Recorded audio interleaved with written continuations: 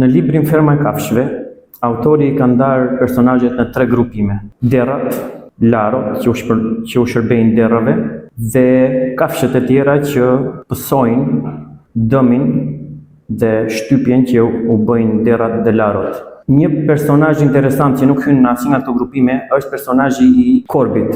Korbi, i quajtur Mojsi, luan rolin e klerikut dhe nuk ka kontakt të drejt për drejt me derrat apo me larot, por vetëm me kafshët, duke u dhënë atyre shpresë për një botë të përtejme më të mirë. Por, në një të kohë, duke mos u folur asgjë kundër padrejtësive që ata po pësonin. Kjo paraqet një tablo interesante për të krahasuar me realitetin shqiptar. Për te i fantazisë librit, qeti shqiptar ka caktuar disa laro kastile për të mbajtur nën kontroll klerin musliman në Shqipëri. Këta laro i njihen zyrtarisht me emrin Drejtoria e Antiterrorit. Pse e them këtë?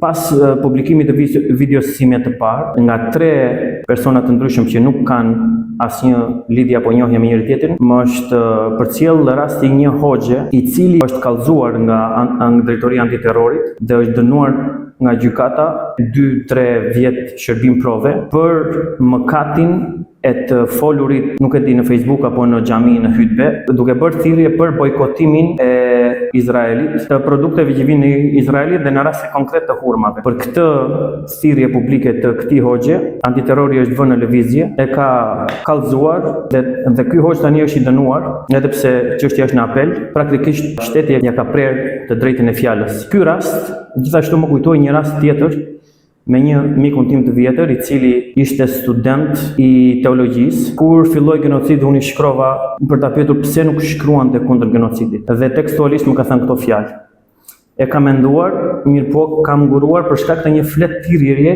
që më erdhi nga antiterrori para 1 viti e gjysmë afërsisht. Pra, edhe ky është nën kontrollin, ligjërimi i tij është nën kontrollin e antiterrorit. Pra, duket qartë se qëllimi vetëm i kësaj drejtorie, tash u quajtur të antiterrorit, është për të mbajtur nën kontroll ligjërimin publik të muslimanëve të Shqipërisë, veçanërisht atyre me poste publike. Duke mos e lejuar klerin musliman të flasë për çështje të ditës, por vetëm si në rastin e korbit tek Ferma e Kafshëve, vetëm për çështje të botës tjetër praktikisht, duke mos u aprish rahatin as pak njerëzve në pushtet.